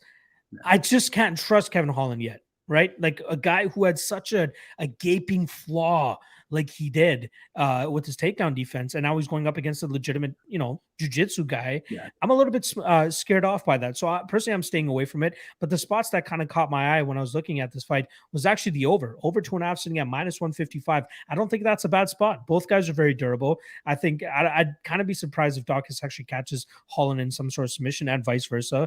And yeah, I could see this fight being, Daukaus trying to push him up against the cage, failing on takedowns, ending up in the clinch position a lot. And then whenever they are at distance, Kevin Holland getting better of the distance striking. And I think that Holland will take home a decision victory here. That's kind of where I'm leaning, but I just don't want to put any of my money on it yet, because we need to see Holland flesh out first before we can trust him again. Holland by decision plus 220, not too bad. But again, the over 2.5 minus 155.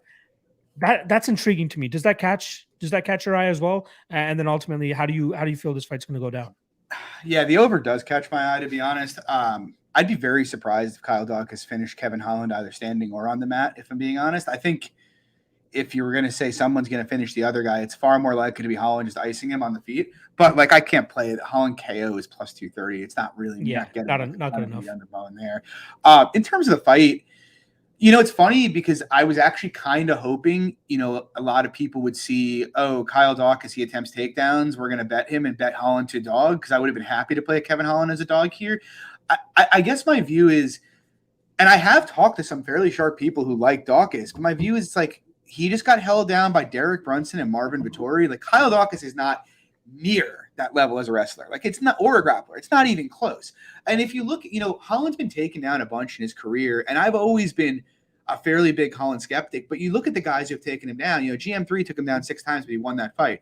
Brendan Allen won the fight, but if you look at that fight, Allen took him down twice, but spent the first 6 minutes getting his ass completely handed to him in that fight.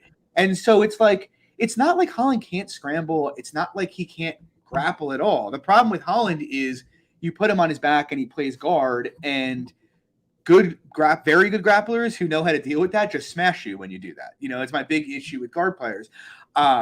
I'm hoping he's cleaned that up. We'll see. He's obviously been training this full time, allegedly. So we'll see. But even if he can't, I I don't think it's a given that Daukaus can just hold him down at all, to be honest. And I think you could have some competitive scrambles. I mean, Daukaus had competitive scrambles with Brendan Allen as well. And so, and on the feet, it's like, honestly, I think it's going to be pretty close to one-way traffic. Like, I think Daukaus is a decent boxer, but Holland's a taller and he's a lot longer than Daukaus is. I don't even know if Daukaus has ever faced anybody that's longer than him. And I think Holland's a very underrated striker. I think he's an excellent striker, if I'm being honest. And I think he's just going to touch him up there while they're standing.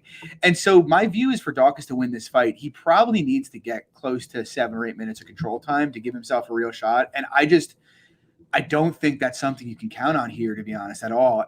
We just saw Kyle Daukaus get out cardioed by Phil Hawes and get outlanded at distance by Phil Hawes. I'll never forget that. I will never forget that. I mean, it's like I can't watch that fight and be like, Kyle Daukaus is value here. Like, no fucking way, you know? So, I mean, I think the line's about right because at the end of the day, I'm kind of with you. Holland is a favorite. It's like we've seen the holes there. He's probably going to get taken down here. Like, the last thing I want to do is lay a minus 160 on Holland and watch him get held down for 10 minutes. I'll put a fucking bullet in my brain if I do that. But I do sort of think, you know, I don't want to say his ground issues are being overstated, but I think people trying to draw a comparison between Kyle Daukaus and the guys who just smash Holland is very, very misguided. I like the over with you there completely. That's really all I like. I guess if you like Daukaus, playing Daukaus decision plus 250 isn't bad. I'd rather play that than his money line. But yeah, I mean, no real strong thoughts. Yeah, for me, I listed out on the Patreon here. I'm just like, this is more of a sit back and watch what we're getting with Kevin Holland and his. It's a fun fight. Yeah, it should be a fun fight, which is why they put it as a co-main event, considering the rest of the card here. But again, sit back, watch it. We have 12 other fights we can wager money on. Let's not force anything in the spot. Yeah, exactly. All right, let's move on to the main event here. And again, another opportunity for me to remind you guys, hit that like, hit that subscribe, and then show my guy John some love by going to the description and following his Club and Sub podcast YouTube channel that they have and showing those guys some love. 10 p.m. Eastern every Wednesday night. They're going live to drop some MMA knowledge on you folks. All right. Main event time. Thiago Santos, Johnny Walker. If I was ballsy enough to go out there and tip minus 500 plays, the fight doesn't go to decision is what I would tip here. But I will more than likely be looking to parlay that fight doesn't go to decision, get a better price. And I've been looking for that other spot to parlay it with. And we've obviously talked about it a couple of spots on this card here. But yeah, for me, truly, it's like you got two guys here that have finishing capabilities and have been finished in the past, but you have a guy that's a little bit more disciplined.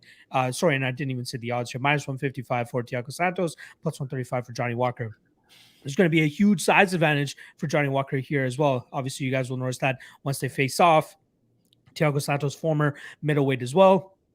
But again, like I was saying, disciplined striker in Thiago Santos. Johnny Walker seems to get clipped in almost every single one of his fights.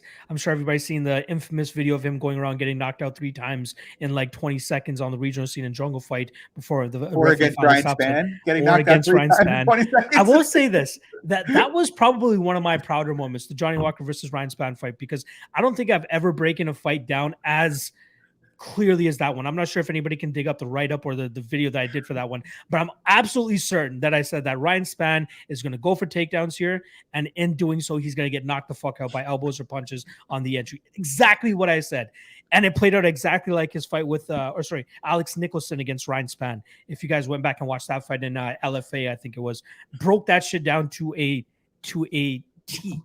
With that said, I don't know if Thiago Santos is going to be going for takedowns here. I think this fight's going to be a striking battle. If we want to throw in the baby narrative as well here, Thiago Santos welcoming his first baby with Yana Kunitskaya in a couple months here. So maybe another spot that looking for a performance of the night. But given what Johnny Walker is saying leading up to this fight, the guy wants to go out there and have a war. And if you want to have a war against a guy like Thiago Santos, more than likely Santos is going to oblige here. I think specifically with Santos and his last fight against Rakic, where he just was held at bay pretty much the entire fight, sticking at range and just never really letting his game go. I think he's going to take that as fire to bring into this fight against Johnny Walker. Now, the funny thing is that Santos, his age, right? He's a lot older than a lot of people expect him to be. He's 37 years old. He'll be 38 in January.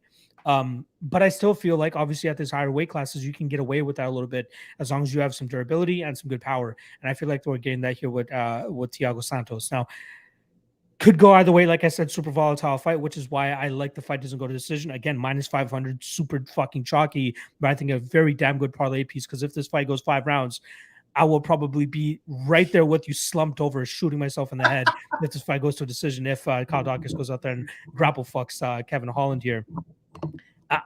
My pick is going to be Thiago Santos. I think the KO line is roughly around plus 125 for that, plus 105, I should say. Fight doesn't go to decision, I will more than likely be parlaying as a part of my lock of the night play here. How do you feel about this matchup? Am I not giving enough credence to Walker, or do you like this violence bet here? Well, first of all, you know what's interesting? You touched on Walker's size, and I don't know why I never thought of this. Why doesn't Walker just go up to heavyweight? I mean, he is huge for the weight class. Like, he must cut a ton of weight. 6'6". Yeah, and he'd be much faster and explosive than the vast majority of the heavyweight division. It might even help his durability. Who knows? Yep. You know, it's very weird to me. But in terms of this fight, I mean, look, I've never made it. Johnny Walker, man. I think I faded him in his first 4 UFC fights. Finally got him with Corey Anderson, but it was like Corey there too. I was telling everybody before the Ledet fight, I'm like, this guy's a fucking fraud.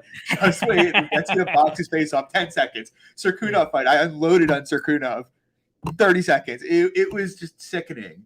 But yeah, I guess one of the things I didn't give Walker enough credence for in his run up, it's not like he is about as skilled as I projected him to be, which I don't think is super skilled. I think he's always going to struggle with elite level fighters. He's just not on that level, but he's very explosive and he has devastating power. And the reality of the situation is Walker's the kind of guy where it's like, I don't want to quite compare him to Francis. Like, he's not at that level in terms of finishing ability, but it is high enough where it's like he might have a 40% chance to just knock out anybody, right? Like right off the bat, just because of how explosive he is.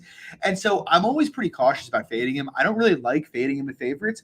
And I say that because, to be honest, I was tempted to play Santos here. Like, if Thiago's got anything left, like outside of typical Walker meme shit, he really shouldn't have a lot for Santos. He's a much better striker in just about every dimension than Walker is. He does real attritional work, which Walker, we haven't even really seen have to deal with leg kicks or anything of that nature yet.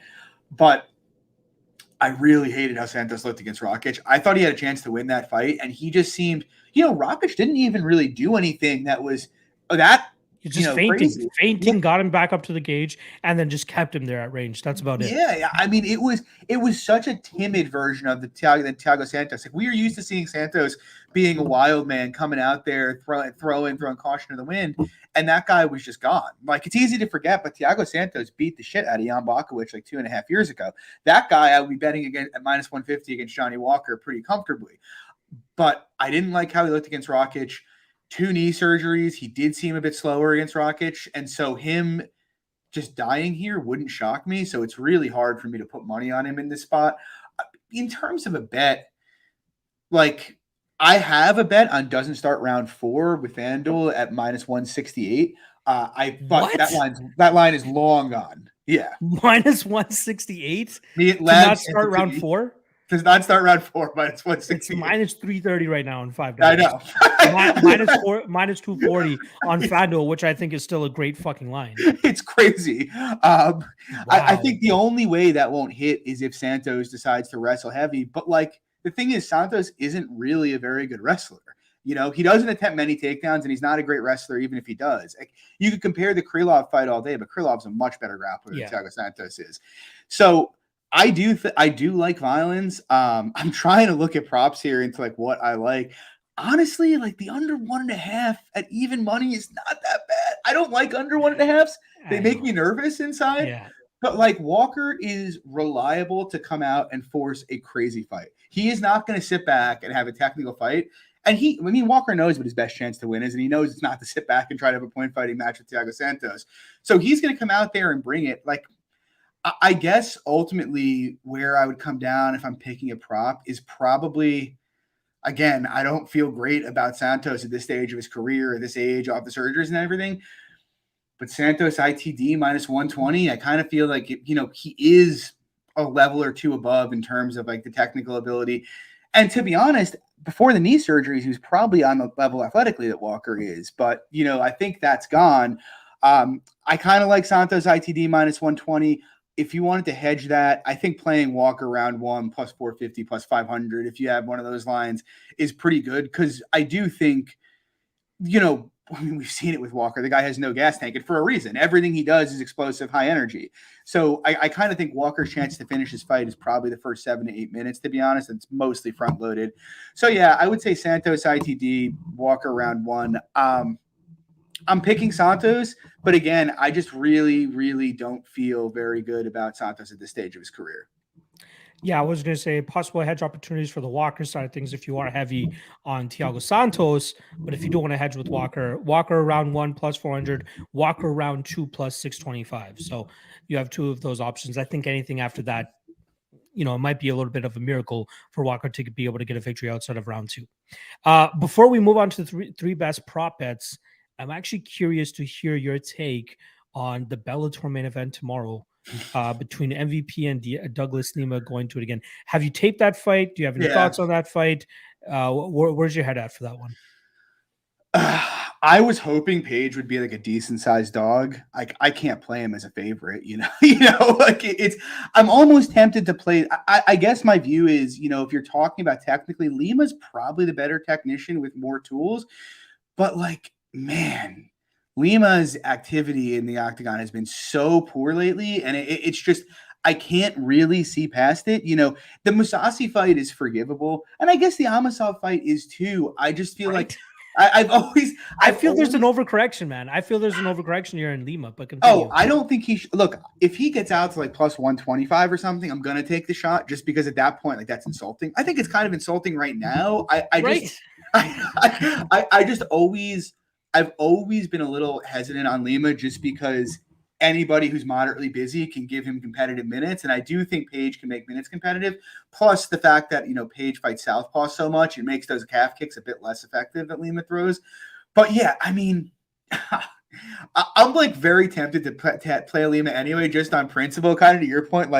Mousasi's bigger and is one of the best fighters in history, period. And Amosov seems like he is the next big thing. I like Amosov's game a lot. He's carving out a pretty good spot for himself. I would be more okay with this kind of line if Lima was fighting Logan Story. That I could get, because Story's going to come at you and do things. But Paige probably obliges him a technical kickboxing match. And yeah, I mean, I like Lima at the current money line, but I don't really want to bet it just because the inactivity scares me. What do you think? Yeah, it's currently sitting at plus 110. The line keeps getting better, which is surprising to me. I honestly expected Lima to be up to minus 150, minus 170. Going back and watching the first fight, the first round, pretty much inactive until Lima gets that takedown, right? It was literally really just MVP dancing and doing his shit from the outside, not really landing anything significant. And then on the return, you got Douglas Lima landing good leg kicks. So it's pretty much cancels itself out until Lima gets the fight to the ground. And then in the second round, not much happening other than MVP does land a pretty good shot where it seems to shake up Lima a bit. But from what people are making it sound like to what it was, they made it sound like he was on Queer Street, right? He was just completely out of it. No, he was fine. He got hit and he showed a little bit of it, but he was still in the fight. And he was able to obviously get that knockout after MVP got a little bit too overzealous. And again, those leg kicks were starting to add up as well, in my opinion. Like you said, he fights out of southpaw at times, so that could nullify it. But I could still see him ripping kicks or even just doing a switch kick to the leg or something like that as well. Continue. I also think there's something to be said for the fact, you mentioned a recency bias, but you look at the guys Lima's lost to. Lima's been fighting high level competition for years. And MVP, I mean, who was his last win? Who's that? MVP's last win. I want to say it was that Anderson guy. Derek Anderson. That's right. So he really, outside of the bizarre fight he had with Paul Daly, which turned into a grappling match, which was one of the strangest things I've ever seen. And, his fight with Lima, he really hasn't. I mean, they gave him Ross Houston, who's okay, but nothing special. He's basically been dumpstering cans forever. Let me just quickly go over the 5 last wins that Michael Page has. All of them after he fought Douglas Lima. Richard Keeley, 3-1, flying knee knockout. Gianni Melillo, 13-4, knocks him out in a minute and a half. Shinso Anzai, former UFC fighter, 9-3. I bet Shinso Anzai against him. Knocks him out 23 seconds into the second round. 8-0 Ross Houston. Okay, respectable record. Obviously, I believe he was the guy that had that crazy fight with Nick Dalby. Nick Dalby. Yep, Yeah. gets a decision victory over him. And then the Derek Anderson one where he just fucking fakes him into that beautiful head kick and gets him out of there too. But Douglas Lima is just another fucking level, man. Like he is, and the adversity aspect. It's like I've started to try to respect intangibles a lot more when it comes to capping MMA, and it's something I didn't do in the past. But like guys who haven't really been forced to, dig deep often don't fare well. And we really haven't seen Page get pushed into a dirty fight that he's probably going to have here. So I'm expecting to see Lima throw a little bit more here, to be honest, especially considering the rough run that he's currently on. I'm not making it a locker than I play by any means, but I think I'll have at least 2 units on the spot. I want to take a shot on Lima on the spot. I don't bet Bellator often that much, but this line just jumps out to me unless there's something that I'm completely missing. Like I know it's a 3-rounder now compared to 5 that they had before. I know it's in London. Obviously, MVP has the hometown advantage in this fight. But again, like once they step in the cage, Douglas Lima, when he's on, he's fucking on, man. He could look minus 200 hindsight here. He could look bigger than that. I mean, if he can get off on his kicks consistently, he's going to win the fight. I mean, it's really I do think that Page probably has better hands, slightly better. But if he can get off at the kicks, it's hard. It's going to be tough for Page. For sure. All right, let's get to the 3 best prop bets for you guys, since that's probably everybody's favorite segment. Let's share the screen right here, and I will kick things off like I always do. So first and foremost, I got to go with Alejandro Perez via decision at plus 250. I think he can survive that early onslaught from Johnny Eduardo here and then push this fight later into it. I'd kind of be surprised if he finishes Eduardo. Eduardo, although 41 years old, could look to be fragile at this point in time. But I do think that we see Perez grind this out over 15 minutes and win that fight. Next up, I got to go with Cirkunov via sub at plus 300. I think he grounds Jotko. I think he's going to be the much stronger fighter in this. And I think he's going to be much more craftier on the ground. And I think that Cirkunov will be able to wrap him up into a pretzel and then submit his ass probably within the first 2 rounds of this fight. And then lastly, I got to go with Santos via KO plus 105. I think Walker's just way too hittable, way too wild. Santos very disciplined, should be able to counter effectively here, and then eventually find that button to put Johnny Walker out. I do obviously want to say the honorable mentions, the over 2.5 in the Daukaus and Holland fight is very intriguing to me. And I'm going to give John the shout out here with that the Silva de Andrade sub plus 1400. I think that's very intriguing as well. And then lastly, of course, Aspen Lad round 3 plus 1100. Got to take a little bit of a stab on that. John, you're up, brother. Yeah, so first up, we got Jared Gordon via decision plus 250. I absolutely love everything about Jared Gordon in this fight.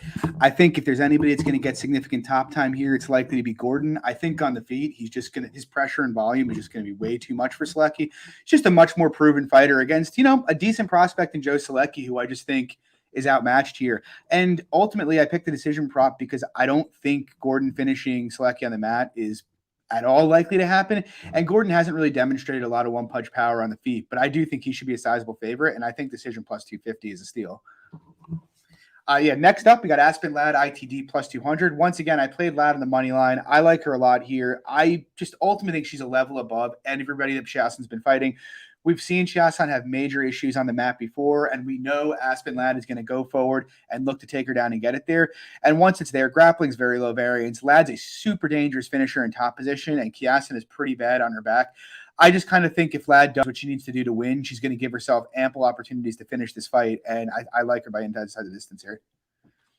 And last up, we got Alexander Hernandez via KO plus 150. I think it's a mismatch. I kind of think the reason it's a plus money play instead of being like minus 150 is just Hernandez doesn't knock out a ton of guys, but if you actually go back regionally and when he has taken a step down, you actually see the guy can hit pretty hard. He's iced Benil Dariush, he iced Chris Grutzmacher, who's famously durable. He's just on a very different level in Breeden. He's a lot faster, a lot sharper, and he hits pretty hard. I kind of think if it doesn't happen early, it's probably inevitable. So I really like Hernandez at the KO. All right, let's move on to Cody's 3 best prop bets. First off, he likes Rosa via decision at minus 165, a little bit chalky there, but seems to be the best path to victory for Rosa in that fight against Correia. Next up, he has Daukaus via decision. He actually thinks that Daukaus will be able to grind out Kevin Holland in this fight, and he likes that price at plus 240. And then lastly, he likes O'Neal via submission plus 400. So he's heavily going across, going against that Shevchenko pick that me and Fox or me and John had earlier in this podcast. So there you guys go. top 3 best prop bets, at least in our opinions, me, John, and Cody. And yeah, that's pretty much wrap on UFC Vegas 38 and a little bit of that Bellator love for you guys as well for that main event. I know a lot of people wanted some information on that. John, anything you want to wrap this bitch up on, and then I'll bring it on home. Yeah, guys, just stop by every Wednesday night, club and sub channel in the description, 10 p.m. Eastern. We break down every card. And yeah, thanks for having me on again, Locke. Love doing the show with you. And guys, I know I was wrong on Edson Barboza. Bet Jared Gordon and thank me for the money. You can make back the Barboza money here. You know, people are going to be coming for your head next week if it doesn't come through, right? Fortunately, he's not going to lose, so no one's going to be coming for me.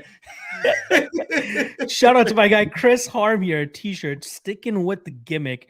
I love it. At this point in time, it's going to be an inside joke, and it's just going to stay between me and Chris. Love you, Chris. But yeah, John, thank you as always for joining me for these Fight Night episodes. We'll see you again, obviously, next week for what's next week's card? Is that McKenzie and Rodriguez? Yeah, it's a weird card. Yeah, weird card, but obviously we're going to be here every Thursday evening for you guys, 8 p.m. Eastern. So make sure you guys join us next week as well. Tomorrow, Ultimate Weigh-In Show, 9 p.m. Eastern.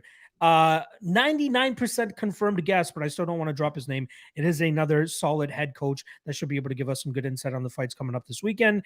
But until he gives me that 100% green light, I don't want to drop his name. So stay tuned. Regardless, tomorrow, 9 p.m. Eastern, I will be back for the Ultimate Weigh-In Show, whether it's with that guest or whether it's with somebody else. So make sure you guys check that out.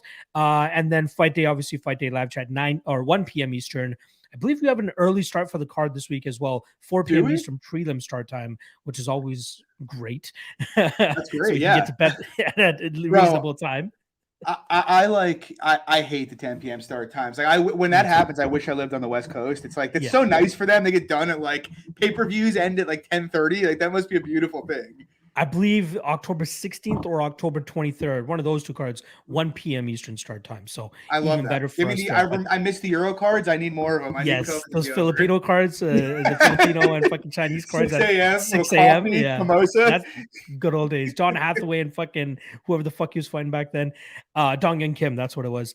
But yeah, 4 p.m. Eastern start time. But you guys will be able to catch me right here on this channel, 1 p.m. Eastern for the Fight Day live chat. On behalf of myself and John, appreciate you guys hanging with us on this Thursday evening. Good luck in your best this weekend. And I'll see you guys tomorrow night for the Ultimate Weigh-In Show, 9 p.m. Eastern. War Jared Gordon for John, and war somebody getting slept in that main event. Chalky as hell, but fuck you guys. It's going to happen. Peace out.